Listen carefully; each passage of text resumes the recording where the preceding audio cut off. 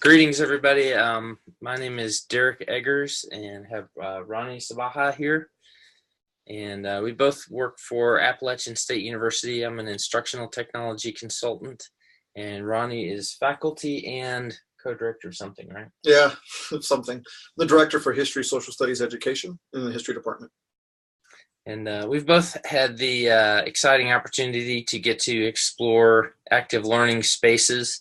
Rwany in a hands-on active learning way, actually using it in his classroom. And then as a faculty support person, I've been learning about it and exploring ways that we can support faculty in that. And I also teach a course in the industrial design program called Rapid Prototyping, but that's kind of project-based learning and is active learning by nature. I don't know that you could do that in an inactive way. Right. But we're excited to have you guys here. We will open up, I will unmute all of your mics and cameras. There's only about 9 of us in the room, so I think that should be good. And I'll just give you fair warning that I'm going to unmute your mic and your camera. You have the ability to turn that off if you wish at any time. On the lower left of your screen, there should be a little microphone where you can mute, or a stop video button where you can stop the video if you feel like you need. Okay, thank you for that. Right. So one of the things I want to talk about, just share as an opening, is we had an opportunity to go to a conference last August to Minnesota, the University of Minnesota, sort of an international active learning space conference. And from that, I was able to grab a lot of ideas and use in a course that I teach in the history department. It's an introduction to secondary history education. So my students are looking at the standards to teach social studies at the high school level in North Carolina.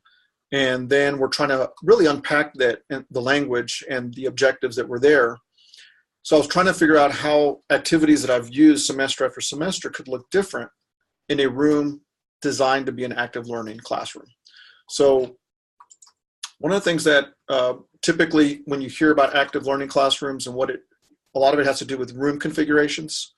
So the idea is that everything is mobile, that there's no front or back to the classroom, that it frees the instructor to not be fixed to a podium, but rather to move around. And it encourages a variety of groupings of students from paired to small group to large group. So you'll notice here in some of the bullets that everything's mobile. And usually in order to get students brainstorming, you want them to be able to share and display their work as they're progressing. So usually a whiteboard or glass board and a TV monitor with a capability for students to flip whatever's on their screen to the TV at their table. So this is just a little idea of how our classroom is set up. It's a classroom set up for 25 students. And we also have a sofa seating area for readings, discussions, or something to that extent. So the activity that I was mentioning is where they analyze a specific state standard in one of the history courses you teach in high school level. So here is an example of the students were trying to brainstorm using images, very simple language, and relationships for the various clarifying objectives in each of the standards. Once they started brainstorming on the glassboard, their next project was now to begin thinking about how this could look in a more formal document. So at this stage, this group is still, I think, getting ready to put things on the glassboard, but they're beginning to look at the standards and the discussion. And then here we have 2 different activities, or 2 different standards from 2 different groups. Both of them related to world history. And then the students in action, having the conversation with each other. At this point, I've become a coach and facilitator. So that the neat thing about it is within a span of a couple of minutes, I went from establishing the parameters, the guidelines, the objectives, to then floating around and assisting and helping as needed. And again, you can see that the sort of the layout. You have one table, about 5 to 6 chairs, a TV monitor. One second. A TV monitor and a glass board. You also see a student there at the below looking up different sorts of language that they want to use on his phone. So obviously the use of cell phones is an issue that a lot of educators are dealing with. So how do you get them to actually want to get on their phone in an active way for learning? And then eventually they put their final product on a template in a Google Doc that they can share and disseminate in a shared folder. And if you want to sort of look at the entire layout of the room, this gives you an idea what the classroom looks like. Once they were finished with their final document in the Google shared folder, it was their turn to then present to the rest of the class their standard, to explain it for them. So the activity forces them to become a master of one standard and then a learner of the others, but getting students to teach students. And one of the biggest comments and takeaways that they've had is that they found these presentations to be very stress-free, that it was a very relaxed environment. Team members took turns presenting, so I wanted them to both present and to go around and listen to other presentations. Typically, when I did this in a non-active learning classroom, we had issues. 45 desks in a rows. You couldn't get students to really move around and float as needed. Just putting the easel boards, we didn't have whiteboards, so just getting a big giant easel pad with markers. The drawing space was very difficult. And so there was a lot of limitations to this, the biggest one being the presentations. In a typical classroom here at App State, we'll have a podium and a monitor. So every group has to go one by one to the front of the classroom. And it didn't allow for 3 or 4 concurrent presentations. Just to give you a comparison, when we went to Minnesota, here are some of the ALC rooms that we witnessed. This is one that's suited for about 80 to 100 students. You'll notice the monitors are all around the room. There are circular tables that seat about 8 students. Because it's a large room, you'll notice there's microphones, so students can participate by pressing the microphone button. And the podium is a central console in the middle of the room, but the instructor is wired with a mic and with the ability to click through presentations. So you'll find that the presenters were just moving around a lot. So here's an example of a presenter leading a workshop and participants brainstorming on the whiteboards with Post-it notes, with markers. This is kind of unpacking this. The image on the left is a little bit of the monitor. You see a touch screen there where they can control the different monitors that are going on, as well as a dot cam and I guess a way to mute people. And then you also see in the right corner, there's always a bigger screen and then smaller screens for the groups, as well as plenty of places for them to hang their book bags or coats to get the floor space clear for easy mobility. And then finally, this is what the room looks like packed with about 100 people. Never really felt, I don't know, I'd never felt there was that many people. And this is a smaller ALC where they just took the big room and used a dividing wall partition to split it up into 2 smaller classrooms. And again, just a close-up of the microphones and the many outlets with USB inputs for students to charge their devices right there. And again, not getting them to bend behind the table to find plugs. It's just everything's right there on top. And I think the benefits, and we can talk about this, and maybe I could actually come back to this at the end, but for at least the way we're looking at it is that alternative or active learning classrooms don't necessarily create by themselves active learning. You can do active learning in a very empty space. So a lot of this has to do with thinking about the ways that space and the equipment of that space, furniture, the layouts, the technology, how they influence the decisions we make about how we teach or how we present to a group. Of course, the drawbacks that many people find in a room like this is that it can feel intimidating and a big learning curve. So those are sort of like basics, but we can come back to that. Great. Thank you, Ronnie. We've prepared a list of talking points that we'd love to just open up to the group and have you guys all share your thoughts on these things, and we can all learn from each other. So I'm going to stop this share and share that screen. 1 second. And we'll probably have to play around with the noise level and back up a little bit here.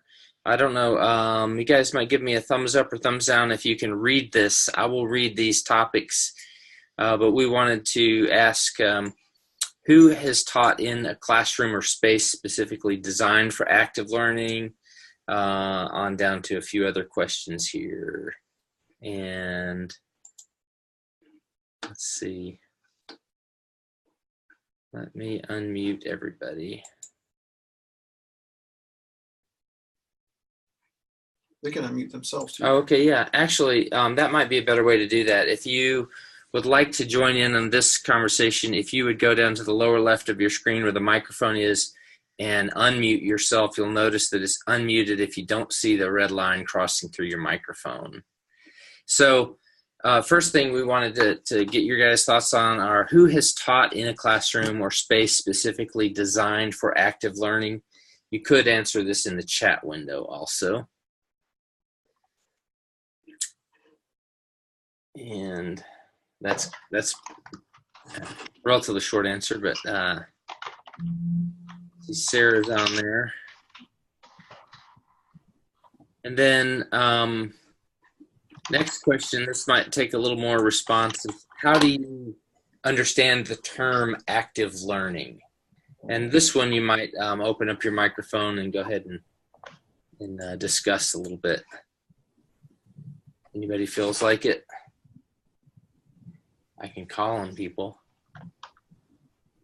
Well, I suppose I would think of active learning as sort of anything that isn't just an instructor talking directly to the students endlessly.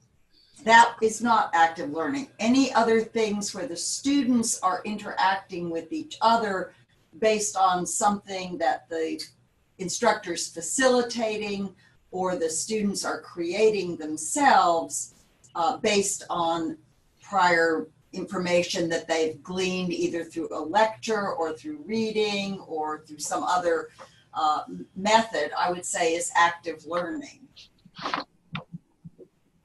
Yeah, that rings true to me. Anybody else have thoughts on that?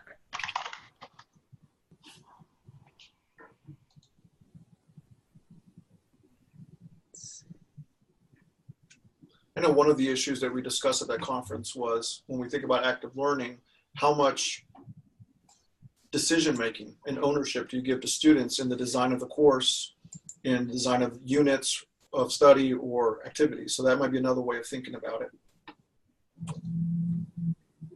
Can I not have the chat window open here a while? Well, I've got it here. You got it over there. Yep, you can look at it here. One issue for me with this whole active learning concept is that my undergraduate experience and most of my graduate experiences have been in active learning situations in engineering design. You know, it was all project-based learning, and we did projects, and you know that's what it seemed like learning was to me, was active. And when I heard the term active learning, you know, my thought was, what's not active learning? But you know, you sit through a couple history classes or so. That's what I was going to say. Mention the domain. No, I was going to mention that to Lisa, that's exactly the struggle that we have here at App State, but in many history departments, is that students' concept of what a history classroom looks like is somebody lecturing at them for 70 minutes, video worksheet, and call it a day.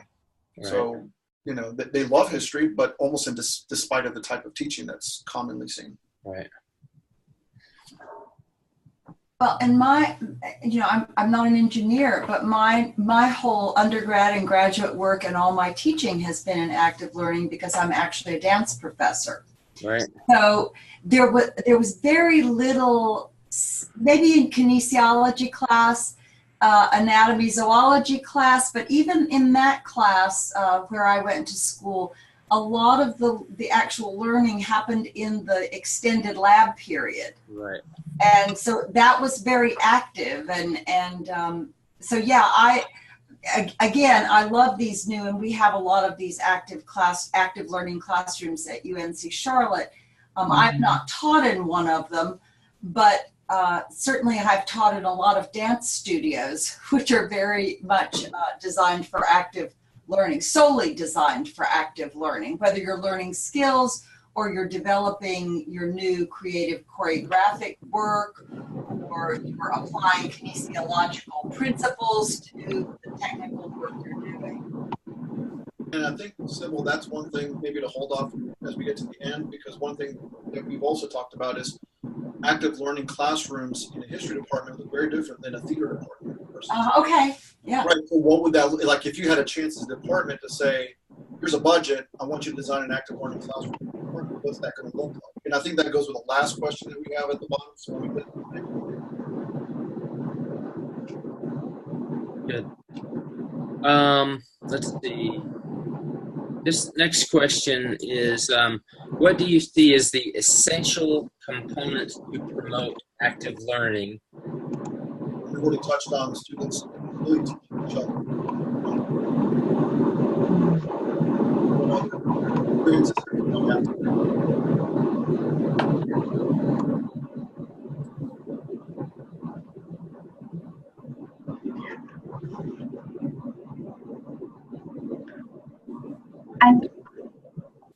Hello? Yes, Yeah, we're here. We're here. Oh, I think having the tools that they can easily use and that can easily accommodate them without a huge learning curve. Yeah. So like things that they're already used to, like whiteboards, but also, you know, if you're incorporating technology in the active learning, sometimes new technology can have a huge learning curve that you can get distracted in the class of having to train on how to use that technology versus just kind of keeping it simple and basic in going off of what they already know to introduce them to the main content. Yeah. That's actually, and Ebony, to that point, when we were in Minnesota, some of the participants were from the state of Minnesota, but it's very true in North Carolina as well, in other states. Students who come from rural communities may not be exposed to those types of technologies, whereas a lot of students who might be in districts that have more money to buy technology, more urban or suburban school districts, they're graduating from high schools where they're not intimidated by technology per se. They're not intimidated by all sort of different ways of seating arrangements and room configurations from schools that are maybe a little bit more impoverished and don't have those resources, and the classrooms tend to all look the same. So even among students, there's going to be a varying amount of experiences with it, obviously, as well as the faculty. Yeah, but I would agree with that point. You know, there's we encourage people to use Google Docs and share a common document and things like that. But I even think in an active learning classroom, in some ways, traditional Post-it notes or a whiteboard might be more effective because you can get people to the learning task quicker than teaching them how to log in, how to use this. And I forgot my laptop today, and all those overhead issues that you mentioned, Ebony. So that's a good point. Yeah, we have some adult, you know, some non-traditional students, and in one class, I had created a Google site, which they all were fine to operate, but on the Google site, there was a document that they would have to open, make a copy of to save to their own Google Drive, or else everybody would be working from the same document. Right. Well, some of the FLIR students or the non-traditional students didn't understand how to make a copy and where the document was going if they made a copy. Yeah. And I finally, after trying to show them, I was like, do you just want paper? And they were like, yes, we want paper. So we kind of got off track there for 5 to 10 minutes with me trying to get them to get oriented with like the collaboration technology. But at the end, I'm so glad I thought to bring paper copies just in case. Yeah. We have the same thing. Can people hear me? Yes. We have the same thing here. I'm in a technical college, and we have students from age 18 to 65. So we have the same thing going on here, where you'll have a classroom with kids and also dual enrollment students. So have kids actually from age 16 up who are very computer savvy, and then the ones, as Ebony was saying, that are all the older students, the non-traditional students that may have a much higher learning curve. So so you definitely need to keep that in mind when you're doing those active learning activities that may be introducing technology they may not know about. And I think that kind of gets back to the initial question: is do you really need all the furniture and technology to promote active learning? So what happens if you strip the technology away, but you might have flexibility with room furniture or room arrangement?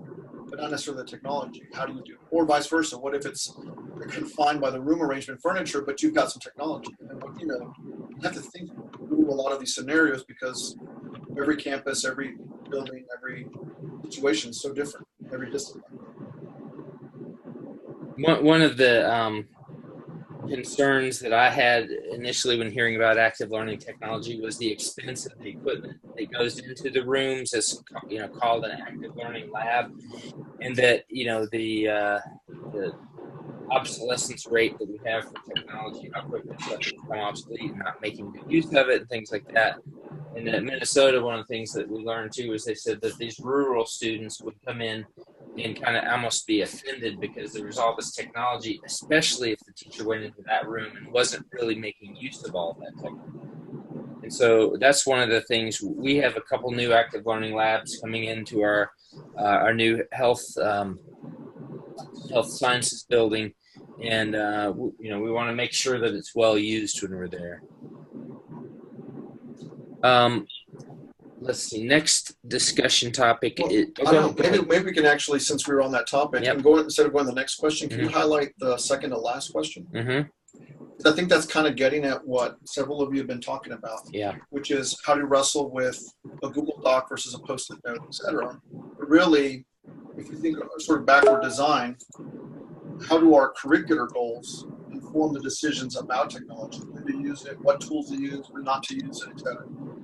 Well, how have you come across moments in which your curricular goals, which are well established, began forcing you to think about the use or non-use of technology?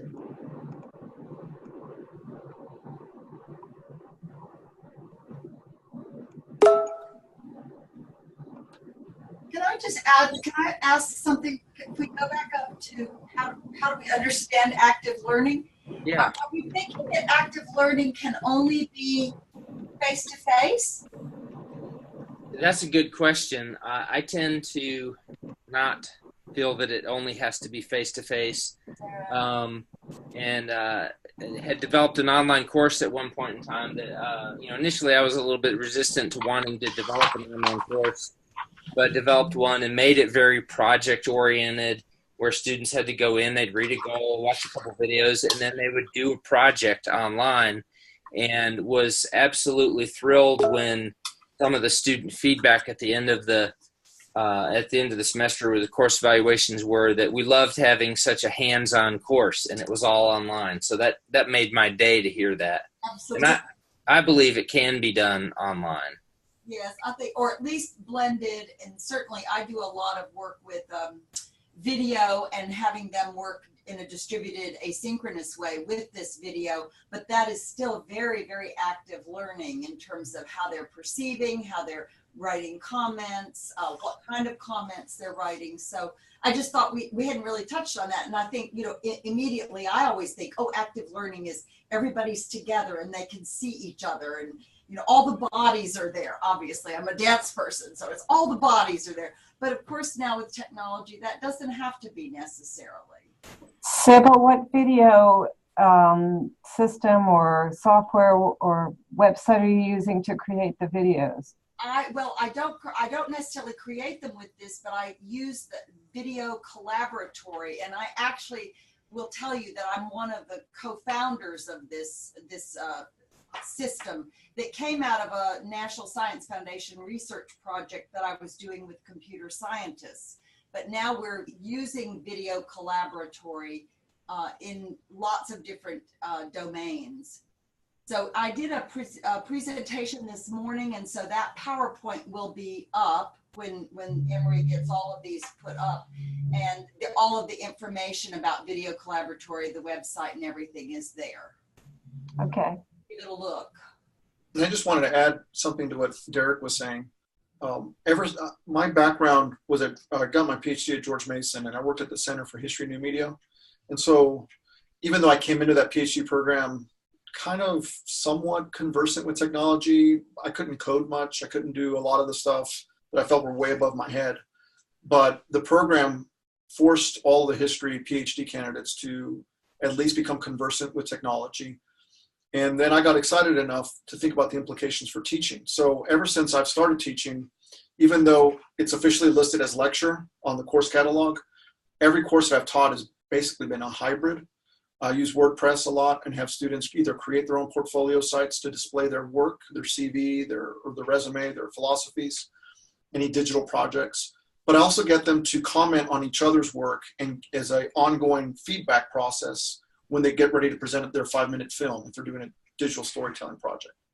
The weekly course readings that they have to do, encourage them to post, but also to comment and to give depth of comment to other people's posts, so that when we actually come into class, I almost think it's the least active amount, because we're just unpacking a rich conversation that's already happened asynchronously online, as well as that feedback project element to it. So I think the activity that happens online and face-to-face is possible, and not just in either or, web or face-to-face, but even in a hybrid approach.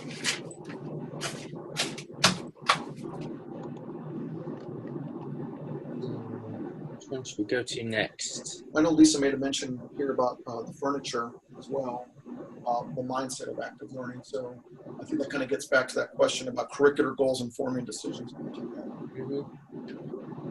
And I don't know if Lisa wanted to expand a little bit on her chat message, or anybody else. Is there like a moment that you found an activity or a lesson or a course that you had a clearly established goal, and then starting from that point, make decisions about, it doesn't have to be technology, it could be furniture or space arrangement or anything like that. And what were the results? Did you find the students were more engaged, less engaged, frustrated? Well, one of my goals is just to have people participate and not just stare at me when I ask them a question. So that I've decided on technologies that could help students who may not wish to speak or may be shy about speaking at least respond or participate online. I think maybe it has something to do with being the center of attention and not really being, familiar with the environment or the person speaking to you. So I've used Padlet to kind of help with that, where I can, I'll open the session by asking them to contribute to any questions they have for me, and I'll try to answer those questions within the session. And then also, I use Padlet to have them demonstrate some of the search strategies that I've taught them, or demonstrate any aspect of what I've been teaching them. And that's worked better this last semester than in fall, when I was using a PowerPoint instead of the Google slide. And I would ask a question and just stand there and wait for somebody to feel bad for me and respond. PowerPoint's probably like the old day when we used to have film strips and they turned the lights down. It was like, time to take a nap, right? Yeah.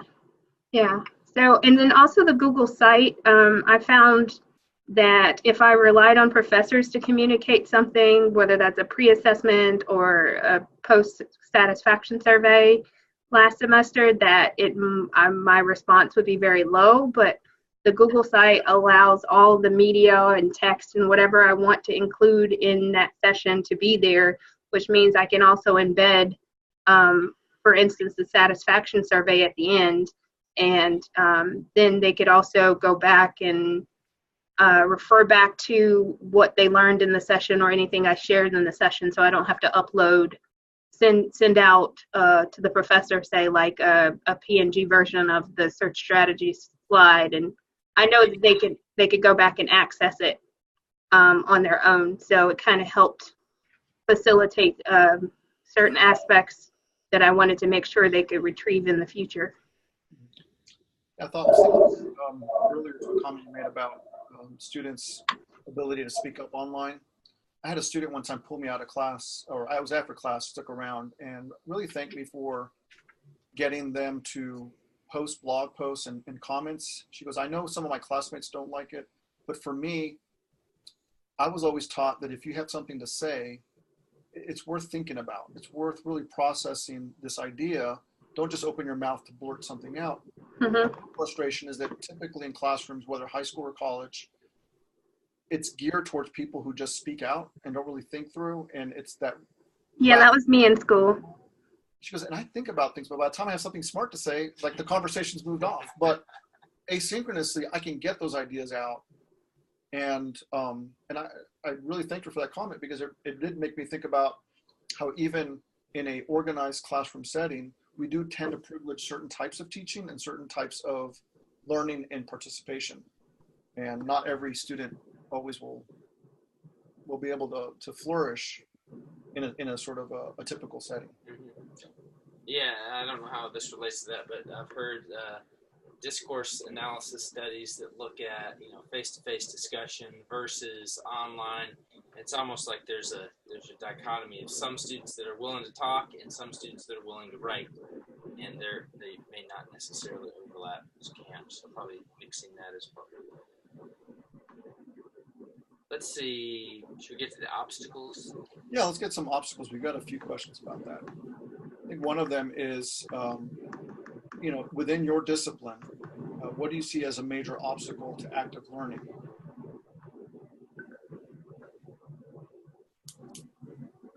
And I'll just start at, you know, what I said earlier about historians. It's just changing the mindset. They think that learning's happening because they get good reviews on a course eval, or somebody says, "Oh, I love his or her lectures." But is that really active learning? You know, I mean, or even measuring, how do you measure that? And I think even there's resistance in my department about the whole concept of assessments, whether they're course evals or tests. So there's just a mindset of not necessarily wanting to look in the mirror to asking yourself, is what am I doing the right thing for my students? Is the approach that I'm doing working? And I think that's an obstacle. But I don't know, we've talked a lot. What are some of your obstacles? I suppose I think always grading. You know, you have active learning, you're usually having teams work together, and then it's very difficult sometimes. Does that whole team get the grade for what they put up, for instance, for history class, with the standards and everything that they've assembled, all four of them? But what if you can see that one person is really just hanging back?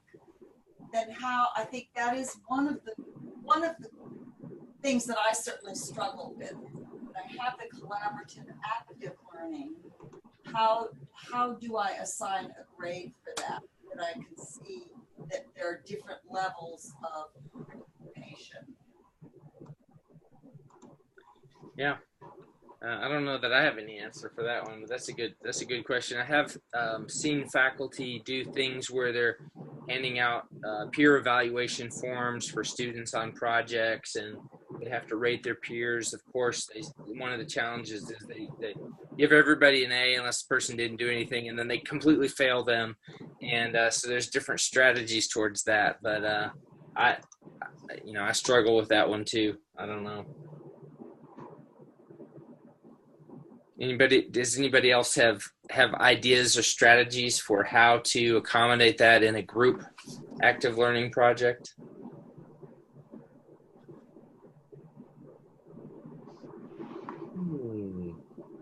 I think we all struggle with that one. How about you? Do you have peer evaluation at all, or what do you do? Well, I think I've been trying as much as possible to avoid that problem. Mm-hmm. Finding ways to get them more and more to work with each other, mm-hmm. but not in fixed groups, but rather there's more fluidity involved. So the feedback, even the peer evaluations could be a part, but ultimately their project, there's an element that's theirs, and they have to defend it, and they can get evaluated by their classmates. But along the way, their classmates have been helping them. Mm-hmm. So I'm fostering a group work environment, but ultimately the brunt of the majority of their grade is going to be depending on what they themselves produce, even if they were a part of somebody else's success. Mm-hmm. So I don't know if that's kind of answering it, but it's just not, I don't want to get into these things where people are just nailing somebody for being dead weight in the group. All right. Yeah, I think that's a good point, that to have them be responsible, either for directly responsible for a certain portion of the activity. And even though they contribute to other aspects of it and other people have contributed to them, that makes good sense. Yeah. I think it's just trying to capture the joy of helping other people. Yeah. Because ultimately, yeah, we're teaching our students or our participants, and if we're not in a classroom, more than the subject matter. The subject matter is a way to teach a bigger issue. And I think in that case, it's how to not only collaborate with each other, but hopefully how to listen to people who have different opinions than you might have and be open to that and having those conversations. Right. So I think an active learning classroom, the way that's kind of typically talked about with the arranged movable furniture, and I think Lisa was talking about that it's been very helpful. And I think one of the ways that movable furniture is helpful is that it creates so many different scenarios where people are talking to each other that in the case that they gave in Minnesota, we have some Muslim students and we have some maybe some rural sort of typically white Minnesotans and who maybe had never met a Muslim from Ethiopia, but now because of the variety of different furniture seatings, you can sit down and talk to that person face to face, and hopefully through the study of biology or history, the whole idea of forcing them to work in different group settings gets them to understand people of different walks of life. And that's the bigger lesson, I think. I totally agree. Really well said. Thank you. Let's see. I'm going to do a time check here. I don't want to step on anybody else's presentation coming up. 2:55. I don't know if there's one after this or not. I can remember. Okay. I'm going to check really quick. I'll let you keep talking. Okay. So I can go on to one other question that we had here I thought was really kind of pertinent. How have you been able to get students or participants to take more ownership over their learning? And we've kind of hinted at that, but I don't know if there's anybody else who had some other examples that you've been able to get more investment from them and more ownership.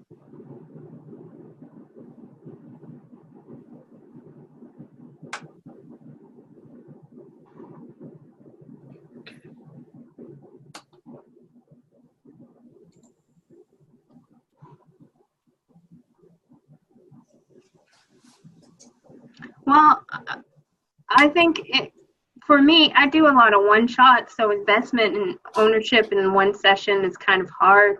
But for me, the biggest thing is to make sure that the sessions are scheduled close to when they have something due, but after they have already chosen their topic. So the session is highly relevant. So I think relevance is, for me, the best way to have them take ownership, and also that research worksheet that is both electronic and paper, they feel like they can walk away with something. I don't know. Yeah, it makes me think about when I've gone to conferences. Usually I go to a conference, somebody just talks for like, if it's a 60-minute session, they might talk for 45, 50 minutes and then open it up to Q&A. But there's some sessions you walk into and they may only talk for 5 minutes, set up a general parameter of an activity, and then you're working with the other attendees. And then there might be a 30-second sort of clarification, then you move on to another activity. And by the end of the session, you realized that you met the goal of the session, that you learned a lot, yet you spent most of the time talking to other people in the session. It was all programmed and designed by the presenter to meet the same goals, but without the presenter being the focal point. And then you're looking at, oh, this is extremely relevant to what we're doing. And I appreciate that too. What's interesting is to hear some faculty make comments though, and I've experienced this in a project-based learning class where they're kind of responsible. They're owning their own learning, and the criticism from students can be, in some cases, if they're not trained to learn and think that way, is I paid you to teach me. How come you're making me learn on my own? I've heard that criticism before. I think most faculty just chuckle when they hear that because it's like, yep, you got to do something on your own. But have any of you experienced that kind of pushback? I've heard it. I haven't gotten it particularly. I've heard it, yeah. I wouldn't imagine that would be something that you'd say in a dance class. No. I think, from my perspective with students, whether I'm teaching this oral communication goal class, which is really about public speaking within a domain, or whether it's a dance course or whatever, it's really that ownership, that feeling that the students can see themselves making progress, that Yeah. that they are changing. I think that helps with the active learning and for just their feeling again. I think like Ebony said something about that it's relevant. Right. Relevant because I'm getting better, and that's really what I'm paying for here, is to get to be a better thinker, doer, person, human being. And when they see that, I think that really helps them see the relevancy of the whole active learning situation. Right. Yeah, just to give a very easy example of that, I was listening about 20 minutes ago, and Ebony was talking about Padlet. Mm-hmm. I've talked about Padlet every semester that I've been here, because when I used to do training at the Library of Congress, I would show high school social studies teachers different tools that they could use, and I had a Padlet board that I had designed and showed all the comments that over the years people have left on that bulletin board, right? The sort of digital Post-it note. I've talked about it. I don't think I've ever modeled it for my students the way you have. And I'm thinking, as I was listening to you, why am I not posting a question for them to do before we meet on Thursday and then opening class with their Post-it notes? But I talk about Padlet every semester. I just show them a couple examples, and then I move on. Whereas if I modeled it and forced them to actually use it, it's more likely that these history majors will go on to become high school teachers who use it in their classroom. So thanks for that. I mean, it was just like a little light bulb, or actually a sledgehammer over my head, like, okay, dummy. Yeah, and this last semester, I'm just trying to finish up a semester report, so I'm starting to notice trends and stuff. So I was able to see what were the frequent questions they had before we started the session, and these were all different types of sessions. So it was one for chemistry class, one for an academic writing seminar, and another one a religion class. And so people tended to have, there were certain questions that kept coming up as well. And so I can now think, okay, well, if I'm going to plan a session, then I might want to go ahead and start incorporating these questions automatically, because they would put the questions up there and I would get going. And sometimes at the end of the session, I realized I forgot to answer one or two. So if I start to think, okay, if I'm seeing these frequently occur, I can already start to incorporate the answers to those questions, and so I won't forget to answer them. Not saying that they're paying attention that much anyway, but I realize by the time they leave that I didn't answer a question. But I wonder if they feel more ownership of the answers if they've actually posted that question right at the beginning of the session, so that they're listening and waiting, and till that question gets answers, as opposed to you just knowing what you need to cover. Sure. Right. I think they would have more of an investment in listening to find out when you're going to answer their question, as opposed to the other. Yeah, that could be the other way. Two things that I wanted to share before, because what time is our session in? 3:15 or 3:05? Yeah, 3:05. Before we end, that there were just sort of aha moments that you might find relevant. I don't typically show a film in class, but there's one film that every once in a while I'll show called The Conspirator, about the trial of Mary Surratt and the assassination of Lincoln, largely because that film has been very well received by a lot of historians, and a friend of mine works at Ford's Theater in Washington, D.C., and knows the subject matter very well. So what I normally do is I'll project the movie on film using like QuickTime or something on my laptop up on the screen, but I'll only have it take up about 3/4 of the screen, and then I'll leave a space on the right to put a Twitter feed with a hashtag, and I encourage my students to live tweet while they're watching the film, their reactions to the film. Where it hasn't worked is the comments tend to be very non-academic in a sense, just kind of like, oh, she's got that right, or something, instead of like engaging with the history that was going on at the moment. But every once in a while, they'll tweet a question. And I always encourage my friend David to, hey, we're going to be online. This is the hashtag. If you have anything you want to add, and he and his office will follow the conversation. Yeah, that's fine. And he's been able to tweet a reaction, an answer to somebody's question, and more importantly, with a link to the primary sources that could help go deeper and further. And they've really enjoyed that interaction with a historian in lifetime live reactions to a film. So I think that's another way of thinking about active learning, is how do you bring outside people in to participate in ways that are different, and using a tool like Twitter in a very different way. The other thing that I'm trying to think about this semester is, how do I take this idea of active learning, or the active learning classroom, and get it out of the active learning classroom? Mm-hmm. And so finding more ways to use mobile phones to get students to do history outside. There's an app called Clio app where they can take a picture and begin tagging and putting information about a historical monument maybe on campus. We also just got a grant for a camera that does a 360 picture or video for virtual reality headsets, but also on your phone you can go up and down and left and right. And how do you grab an image like that that allows you to break beyond the confines of a typical camera on a phone, where it's a frame and everything outside of the frame is not in the picture, but with this, everything is captured 360. How can they tag it, put information, and then upload it in a way that could be either used on a phone or viewed on a phone or virtual reality? Both of those require us to get out of the classroom and go outside. Mm-hmm. So again, thinking about active learning in ways beyond the furniture and spaces and technology necessarily. So I just want to share that before we left. Are there any other comments or things? I mean, this was more of a discussion, but questions you might have about active learning classrooms?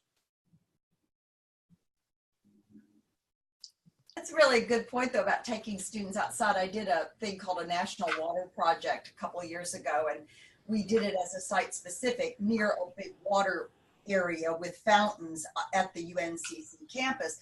And of course, when we would go out to rehearse there, we had to pick the times that the class met that was doing this work.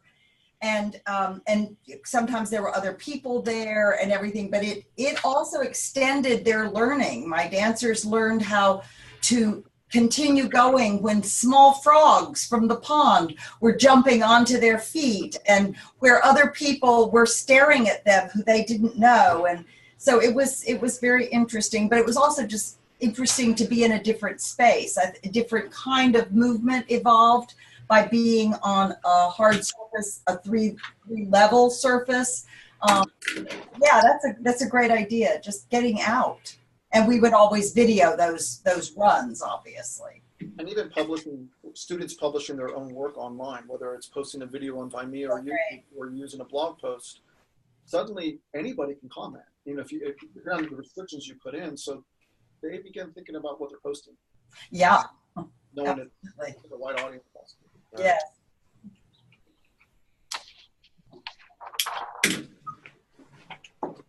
Any other questions or comments or suggestions? It's been really interesting. Thanks to everybody. Thank you guys for participating.